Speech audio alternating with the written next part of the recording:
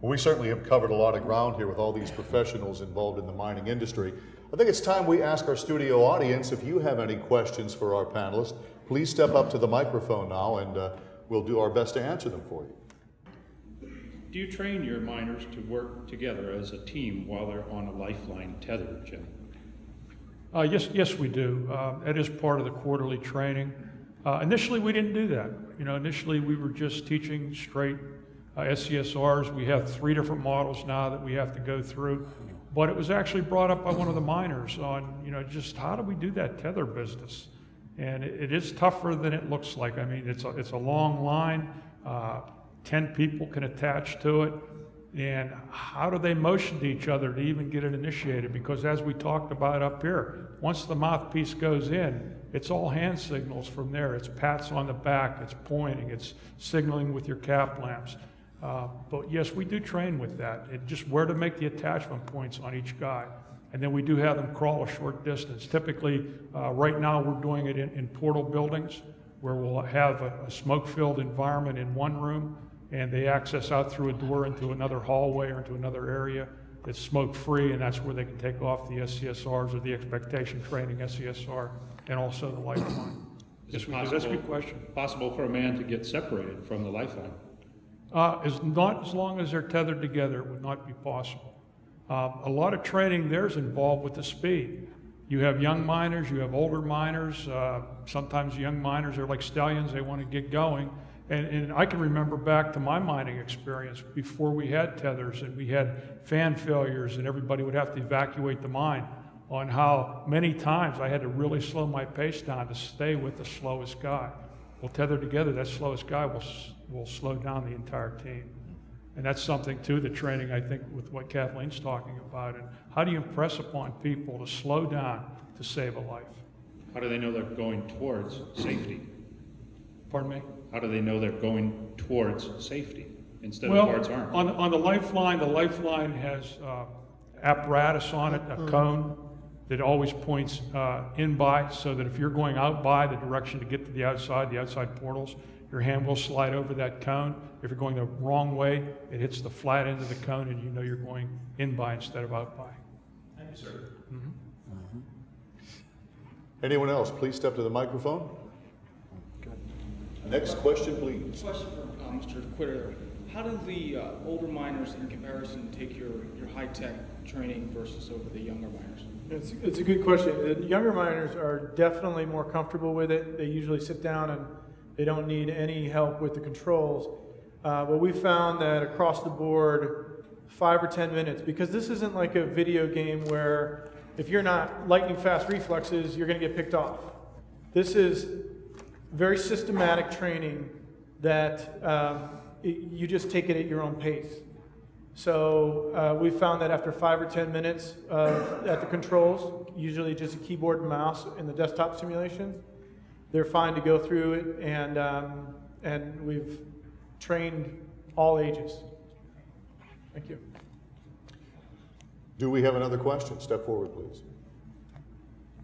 Yes, this is for Dr. Kravitz. As we see our technology and our other rescue devices move forward, where will we see the advances in our rescue alternatives down the road? Yes, definitely.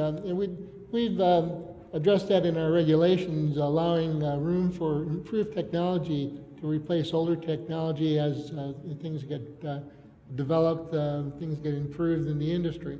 So we looked, this is one regulation that looks forward somewhat, that allows new technology to be introduced and not stick with old technology. And we have another question. Yes, I have a question about evaluation. What are your approaches to training evaluation?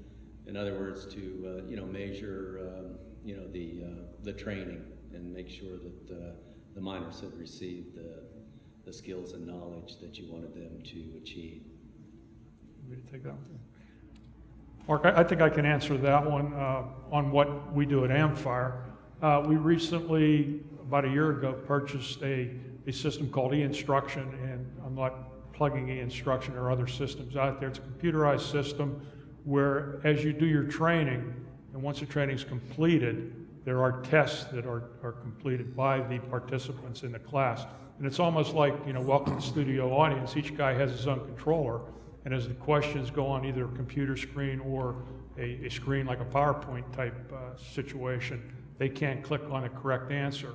And as you go through the scenario, it tells you the number of correct answers versus the number of wrong. It tells you the number of participants, the final grade for each participant. And through that, then we typically would, at the end of the training session, if it's annual retraining we're doing, or if it's just a quarterly training, at that time you can award prizes or just the knowledge of who the best class participants were. So that's one avenue that we have done at Amfire Mining.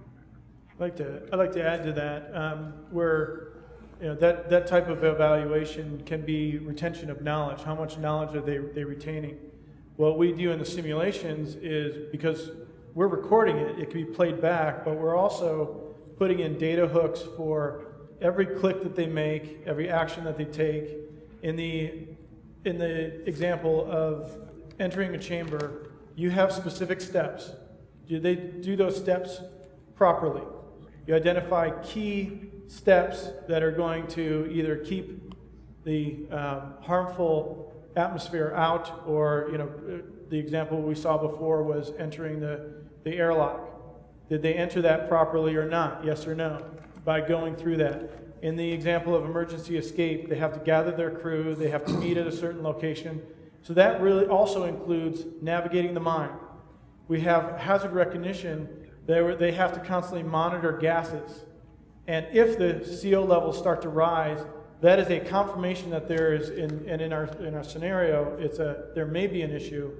And if there's any confirmation, whether it's smoke or rising CO levels, they have to recognize that and take proper action in putting on their SCSRs. So in certain simulation scenarios, you can capture data that's completely unique, far beyond the not just knowledge retention. Do we have another question from our studio audience for our panel? Please step forward to the microphone. Question for Mr. Stanchek. I've had the opportunity to see the mine rescue teams train, and I've often wondered, they're going in there with in a bad atmosphere with their own breathing apparatus, and they're going to a refuge chamber where they're going to find where they've got their own healthy breathing atmosphere. What is it you're going to do to get them out from the healthy air, through the bad air, back outside? Okay. As I stated before, there is a protocol for rescue teams as they get up to a refuge alternative.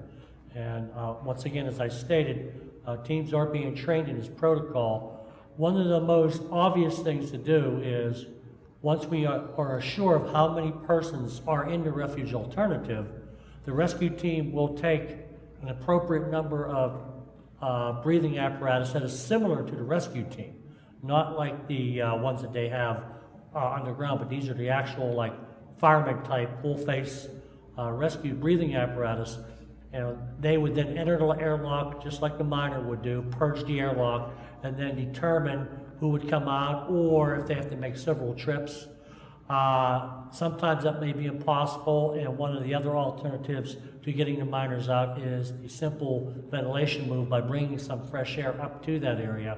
Because as a miner underground, knowing that the rescue teams are underway is one thing, but once you see the lights of them and they're on the outside, I think it would be a big comfort to them to know that they're right there, and it's just a matter of time of just getting the rescue on the way.